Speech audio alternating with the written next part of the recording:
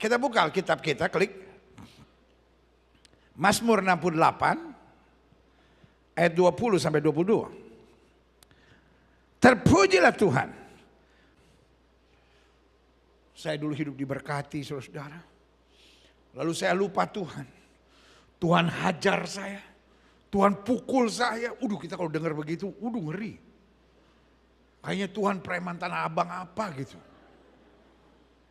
Saya kalau dengar begitu-begitu jiwa saya berontak. Tuhan gak usah pukul, Tuhan gak usah hajar. Orang Manado bilang Tuhan jakuti, tahu kuti? Sentil. Tuhan jakuti rahang kanan pindah rahang kiri. Iya kan? Ibu-ibu kan begitu kan. Kalau anaknya gak pernah ke gereja, tiba-tiba tabrakan, nah itu dia, Tuhan marah sama kamu, Tuhan hajar kamu itu. I am not serving an emotional God. Saya bukan melayani Tuhan yang emosian. Tapi Allah bagi saya adalah Tuhan yang menyelamatkan. Berikan tepuk tangan yang meriah. Ada seorang misionaris hebat dari Jerman. Namanya Ludwig Ingner Nommensen.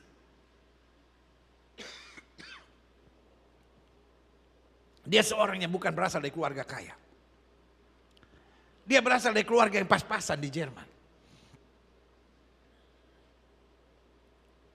Sehingga berkali-kali ibunya harus berurusan dengan debt collector. Dan setiap kali debt collector datang, debt collector mengancam. Satu kali Nommensen kecil teringat akan Tuhan, lalu kemudian Nommensen bertanya, Mama, apakah Tuhan segalak dan sesadis para debt collector itu? Ibu Nommensen memeluknya dengan air mata yang menetes sambil berkata, sayang, Tuhan itu begitu baik. Dia bukan Tuhan yang seperti itu. Bahkan walaupun kita bersalah, dia tetap rangkul dan kasih kita dengan kasihnya yang sempurna. Suara itu terngiang-ngiang dalam diri Nommensen kecil. Berhari-hari, berminggu-minggu, berbulan-bulan. Sampai satu hari. Akhirnya dia bertanya sama mamanya. Mama, kalau memang Tuhan sedahsyat itu dalam mengasihi, bolehkah satu hari saya pergi ke satu daerah yang tidak pernah mendengar Injil di daerah itu satu orang pun? Saya mau mengabarkan tentang kasih Tuhan. Dan saya mau mati dan dikubur di sana. Mamanya berkata, nah, upahmu besar di sorga. Setelah dia menuju ke remaja, dia masuk ke sekolah misi. Dan di sekolah misi akhirnya diperlihatkan keberadaan dunia dan salah satunya Tanah Batak. Yang belum ada satu orang pun ada di sana, bahkan misionaris pun dibunuh di situ.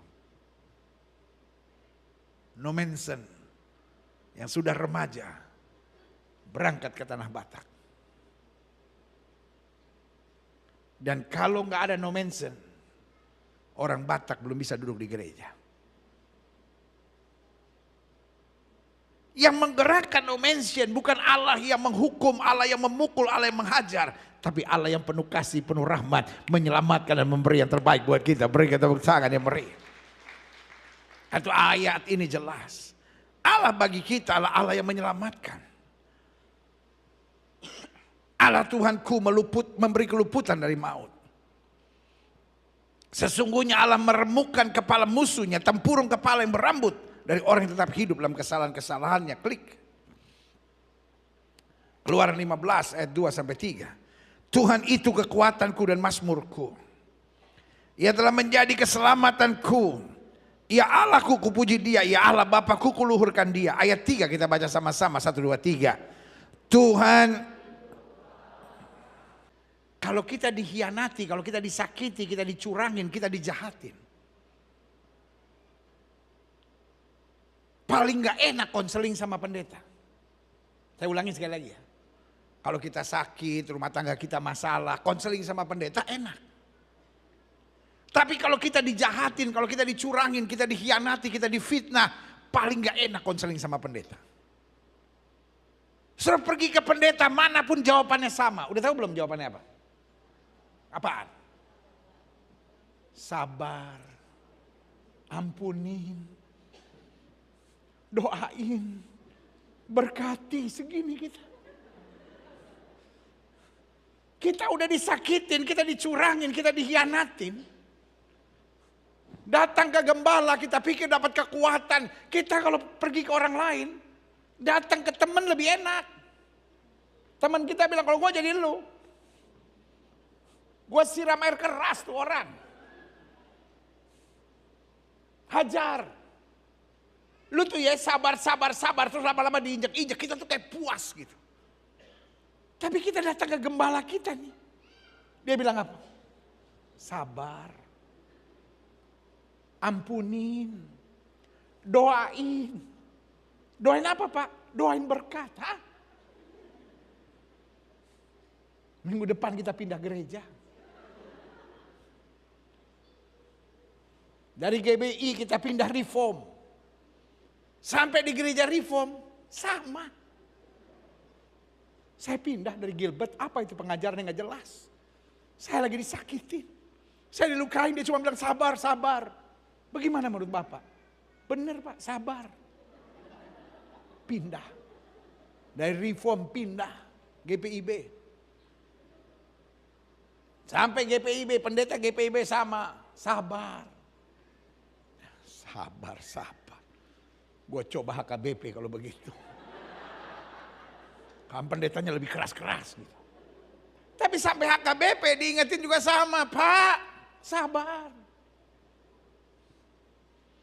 Hamba-hamba Tuhan semua udah sepakat. Pindah Katolik. Datang ke pastor. Pastor sama lagi. Kristus bersabda mengajarkan kita untuk sabar dan mengampuni.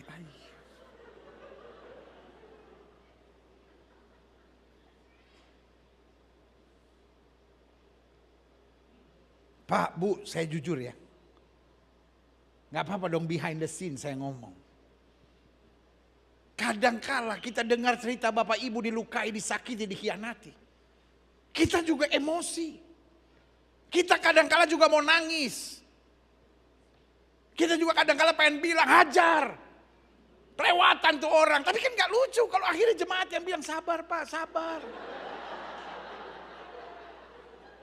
Kok Bapak jadi emosi begitu? Ya saya gak tahan. Ini kan jemaat sendiri. Kalau disakiti, dilukai, dikhianati. Saudara, daging saya ini bukan dari kardus. Saya juga kadang-kala hati hancur, sedih. Tapi kan gak mungkin saya nangis. Kadang-kala sudah pergi, saya nangis. Tapi kan gak mungkin di depan saudara saya, kok sampai begitu ya Bu ya, aduh Pak begitu ya Pak. Sampai ibu sama bapak yang bilang, udah ya pendeta serahkan pada Tuhan.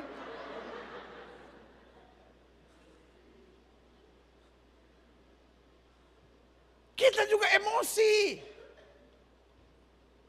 But there is no other way. Amin. Saudara mau datang ke pendeta manapun, saudara mau beribadah di gereja manapun. Kalau saudara disakiti, saudara dilukai, saudara dicurangi, hamba Tuhan yang benar pasti akan bilang berserah. Ampuni, sabar. Tapi harus saudara ingat, it doesn't mean that my God is a weak God. Bukan berarti kalau saya datang pada Tuhan dan saya berkata, Tuhan saya disakiti, saya dilukai. Lalu Tuhan elus-elus saya dan bilang, kamu disakiti ya, kamu dilukai. Aku disalib. No. Kenapa saya harus sabar? Kenapa saya harus berserah? Kenapa saya harus mengampuni? Karena Tuhan yang adalah pahlawan perang yang akan membereskan semuanya dengan caranya. Yang setuju berikan tepuk tangan yang meriah. Jangan beresin sendiri. Pak, Bu, adik-adik muda dengar. Kalau kita beresin sendiri, kadang-kala kondisinya bukan lebih beres, lebih kacau.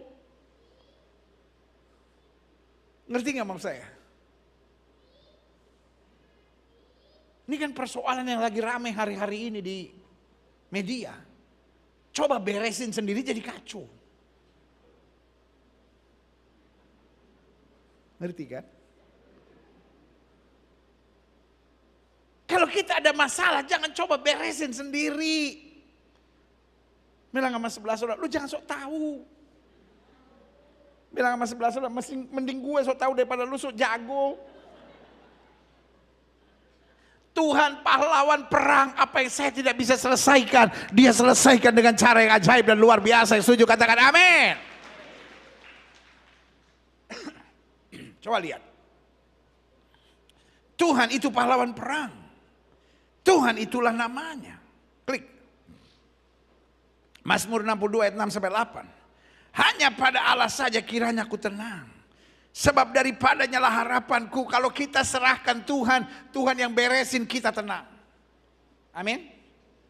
Kalau kita yang urusin sendiri, kita yang emosi, kita yang stres, kita yang putus asa, kita yang kecewa, kita yang akhirnya bingung dan panik sendiri, keadaan makin ruwet. Ayat 7. Hanya dialah gunung batuku dan keselamatanku, kota bentengku, aku tidak akan goyah. Ayat yang ke-8 kita baca sama-sama.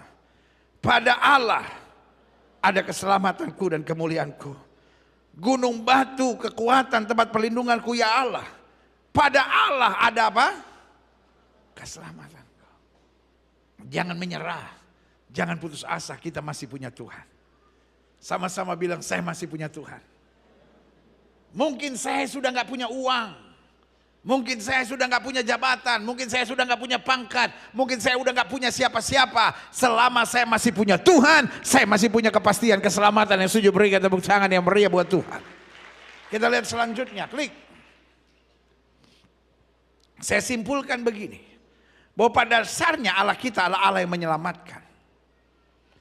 Dalam bahasa Ibrani-nya disebut Elohei Yeshuati, God of my salvation.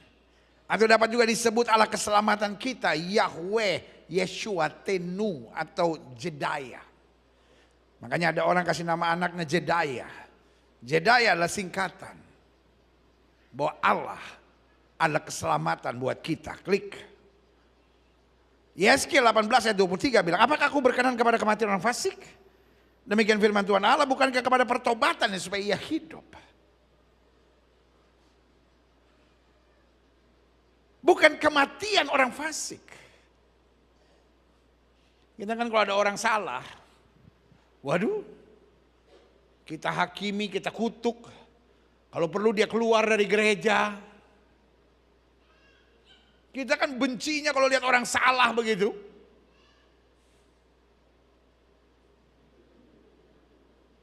Orang kayak gitu pendeta, gak pantas di gereja. Sorry untuk bilang, kadangkala hati kita terlalu sadis. Yesus bilang, orang banyak bilang, wanita tertangkap basah berbuat zina harus lempar batu sampai mati. Yesus bilang, barang siapa yang tidak berdosa lempar duluan. Pertanyaan saya, ada yang lempar enggak? Kenapa enggak ada yang lempar? Wanita itu ketahuan.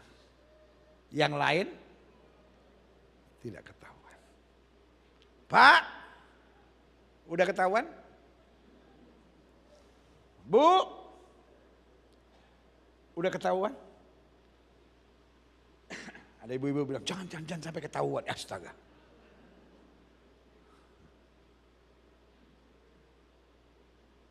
Bukan kematian orang fasik. Kalau ada orang bersalah, bukan kita harapkan dia murtad.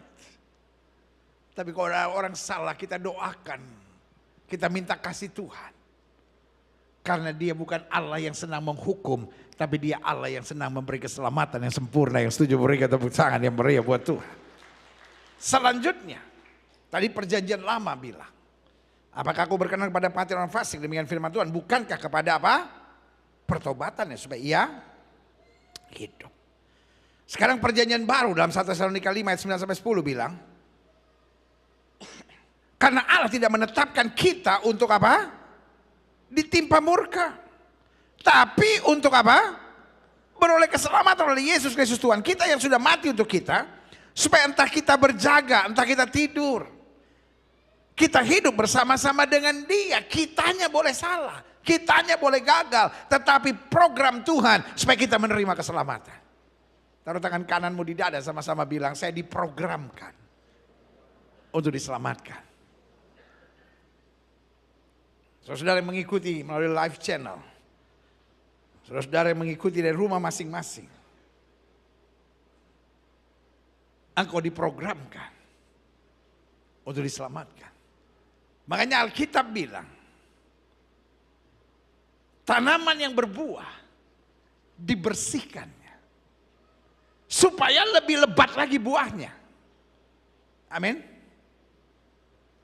Artinya, meskipun udah banyak hal yang baik dalam hidup kita, bukan berarti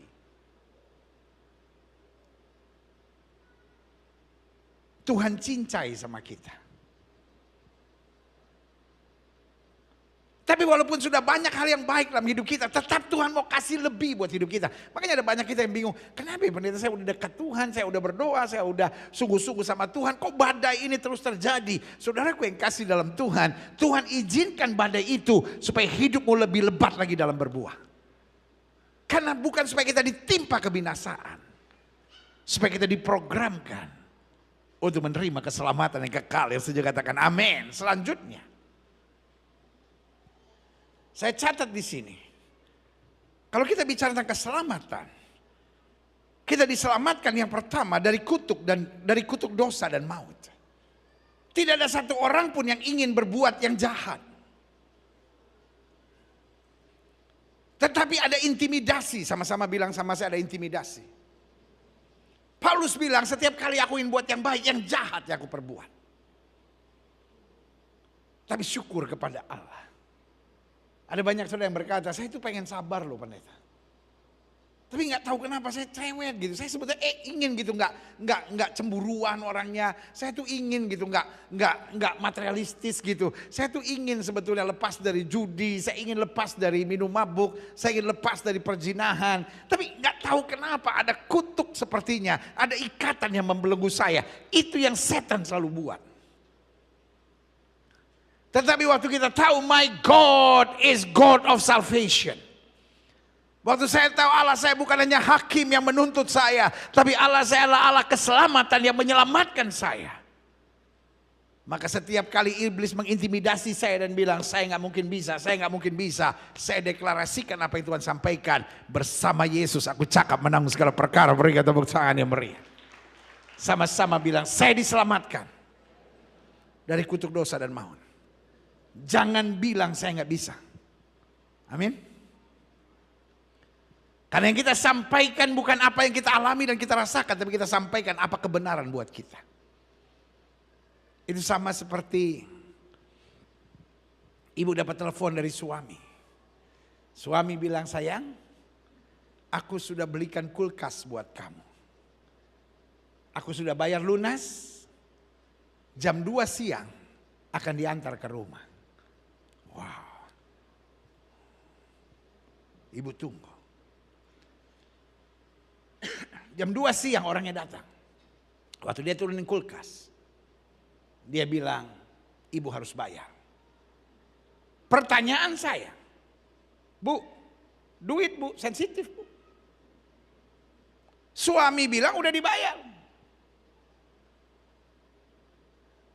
Tapi Mas Warno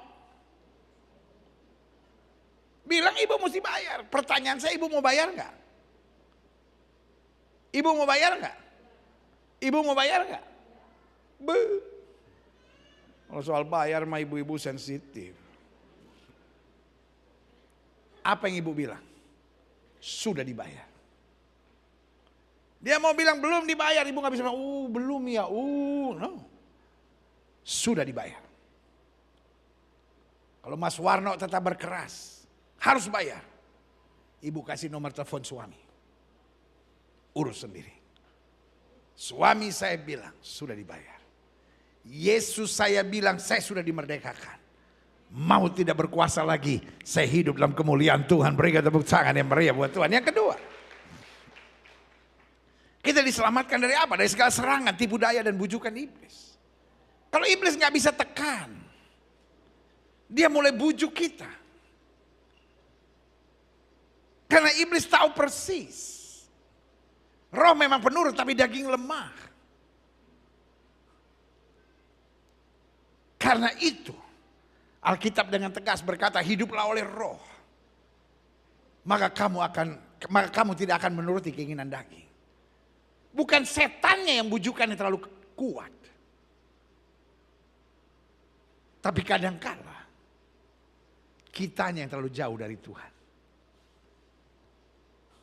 Kalau ada Agus berdiri di situ, ada Warno berdiri di situ, masing-masing ngomong.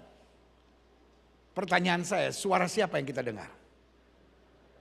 Dua-dua dan pusing. Makanya ada banyak orang Kristen bingung dan pusing. Kenapa semua suara dia dengar? Tapi kalau saya hanya mau dengar suara Agus, apa yang harus saya buat? Saya mendekat.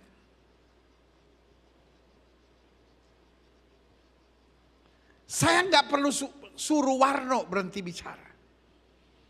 Tapi ketika saya mendekat dengan Agus, suara Agus yang akan sangat clear, akan sangat jelas saya dengar. Betul? Kadang-kala kita bingung, kenapa yang saya dengar suara setan, kenapa yang saya dengar suara kepahitan, kenapa yang saya dengar adalah suara sakit hati dan kebencian. Karena kita berdiri terlalu jauh dari suara Tuhan. Makanya Alkitab bilang, hanya dekat Allah saja aku tenang. Daripadanya lah keselamatanku. Berikan tepuk tangan yang meriah. Yang ketiga, kita diselamatkan dari apa? Dari jebakan kenikmatan daging dan duniawi. Minggu lalu saya sudah jelaskan. Tipuan iblis.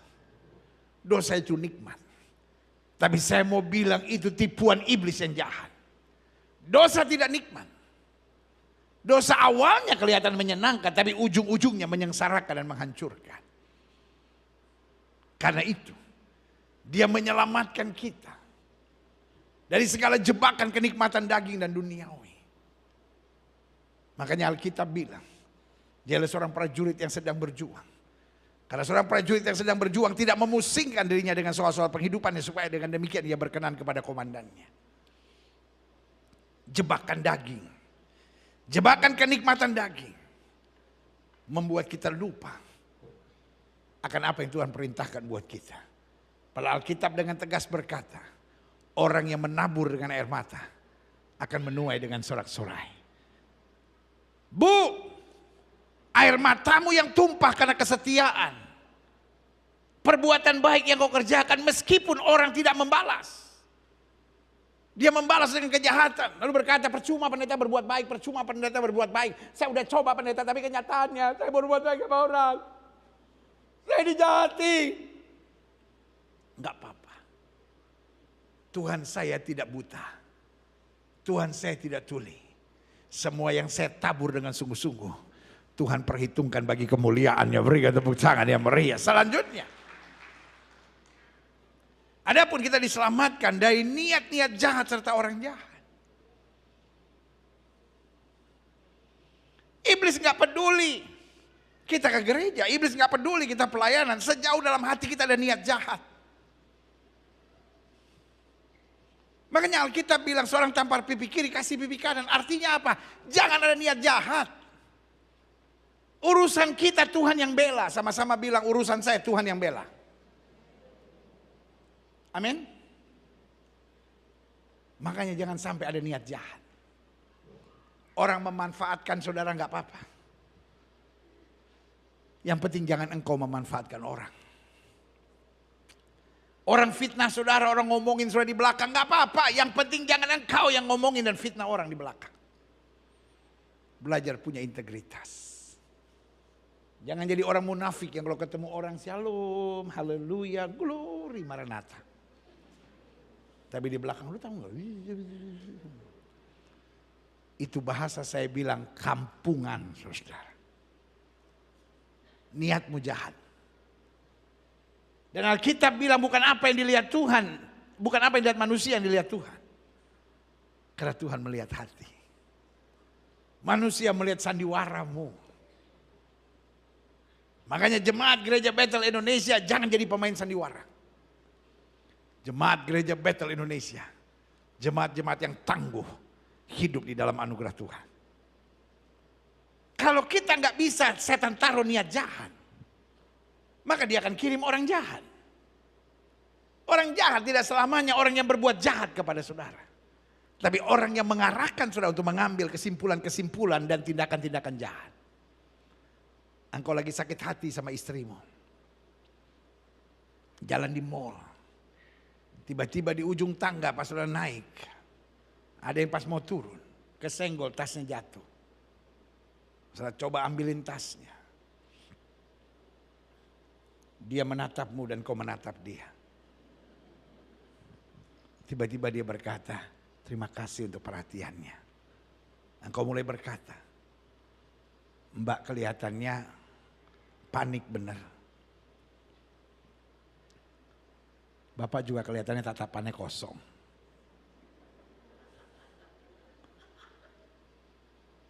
Kita kayaknya sama-sama butuh healing.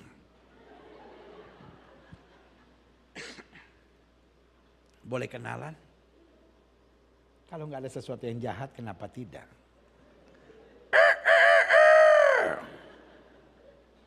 Akhirnya sudah berkata, Tuhan tahu.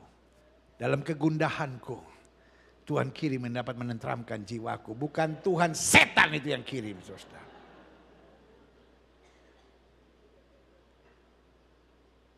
Ketika kau dalam masalah, tiba-tiba ada orang yang berkata, udah keluar aja dari gereja. Percuma mempertahankan rumah tangga seperti itu. Percuma mempertahankan pelayanan seperti itu. Saya beri nama itu orang jahat, saudara. Orang yang Tuhan kirim selalu menenteramkan.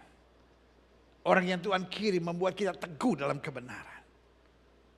Itu sebabnya Allah menyelamatkan kita bukan hanya dari niat-niat jahat, tapi dari orang-orang jahat.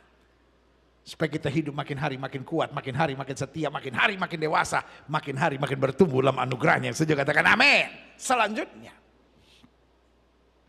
adapun kita diselamatkan dari segala malapetaka dan mara bahaya. Ketika saya sampai pada pembahasan ini, ada saja orang-orang yang selalu bertanya, tapi bagaimana dengan orang yang setia lalu menghadapi malapetaka dan mara bahaya? Saya selalu bilang masing-masing orang punya urusannya sendiri dengan Tuhan. Tapi buat kita, kita percaya sesuai dengan iman kita jadi pada kita. Amin. Kalau saudara pikir bahwa orang benar, anak Tuhan bisa menghadapi malapetaka dan mara bahaya, jadilah sesuai dengan imanmu. Tapi Alkitab saya bilang malapetaka tidak akan menimpa kamu, tulah tidak akan mendekat kepada kemahmu. Tapi bagaimana dengan orang yang hidupnya benar tapi menghadapi malapetaka mara bahaya? Ada kutukkah, ada dosakah? Jawaban saya sederhana, mungkin saya nggak bisa menjelaskan. Tapi satu yang saya tahu, pencobaan yang kamu alami tidak pernah melebihi kemampuannya. Ada maksud Tuhan kenapa itu terjadi. Tetapi mari kita beriman. Untuk jemaat gereja Bethel Indonesia Global Fellowship Center, saya doakan. Buat setiap saudara yang mengikuti melalui live channel, setiap saudara yang mengikuti secara online ibadah ini. Saya doakan sehingga kita sepakat dan berkata, malapetaka tidak akan menimpa aku. Tulah tidak akan mendekat pada kemahku. Bahkan 1000 boleh rebah di sisi kiriku, 10.000 boleh rebah di sisi kananku. Tuhan penyelamatku akan memberikan kemenangan yang gilang gemilang, yang sejuk berikan tepuk tangan yang meriah. Selanjutnya, adapun kita diselamatkan dari segala kebodohan dan kecerobohan kita. Ada banyak masalah terjadi dalam hidup kita sebetulnya bukan karena nasib kita kurang bagus. Bukan karena takdir kita memang menyakitkan kita. Kita senang sama orang yang pokoknya memuji-muji kita. Kalau ada orang yang tegur kita. Ada orang yang nasihatin kita. Ada orang yang memberitahu kebenaran buat kita. Kita musuhin.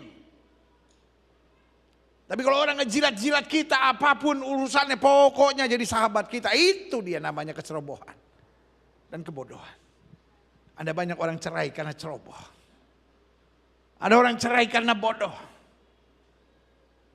Ada orang hidupnya sengsara karena ceroboh. Kayaknya di sini susah banget gitu. Baru nanti di sorga semuanya indah. Petrus bilang, kami yang meninggalkan segala-galanya untuk engkau. Apa yang kami dapatkan? Yesus bilang di sini berlipat kali ganda. Di sana kemuliaan yang luar biasa. Berikan tepuk tangan yang meriah buat Tuhan. Jadi dimensi keselamatan di sini. Bukan berarti kita nggak ada masalah, bukan berarti kita nggak ada persoalan. Tapi selalu mengalami kemenangan. Selalu mengalami ketentraman. Selalu berjalan dalam kepastian, selalu berjalan dalam pengharapan, selalu berjalan dengan semangat. Tapi yang kedua, dimensi keselamatan bukan hanya bicara kekinian, tapi kekekalan. Kamu dalam Tuhan tidak sia-sia. Apa saja yang kau tabur, jangan pikir Tuhan lupa. Makanya hidup ini jangan balas yang jahat dengan yang jahat. Hidup ini jangan sakit hati dan dendam. Ya tapi saya manusia biasa, betul, tapi kita manusia yang sudah diselamatkan oleh Tuhan. Angkat tanganmu bilang, saya sudah diselamatkan. Nasir Allah dari kandungan ibu sudah dipilih. Dia tidak menyembah berhala. Dia bukan seorang jahat. Dia hanya seorang yang ceroboh dalam menentukan pasangan pendamping hidupnya. Ayahnya sudah bilang, jangan kamu dengan perempuan Filistin. Tapi dia bilang, ambillah bagiku sebab aku suka. Ini persoalannya. Orang ceroboh, orang bodoh biasanya disertai dengan egois dan kepala batu. Hari ini sebagai hamba Allah saya mau ingatkan. Keadaan dunia ini gak akan menjadi lebih baik. Tapi jangan ceroboh. Jangan ambil langkah bodoh. Tetap setia, tetap andalkan Tuhan, tetap lakukan kebenaran, tetap jadi orang-orang yang berintegritas. Maka berlaku firman Tuhan. Orang benar akan melihat kemuliaan Allah dinyatakan. Berikan tepuk tangan yang meriah buat Tuhan. Makanya Alkitab bilang umat yang mengenal Allahnya akan tetap kuat dan bertindak. Sebagai penutup, klik. Saya jelaskan bahwa pada dasarnya harta kekayaan terbesar dan terpenting adalah apa? Keselamatan.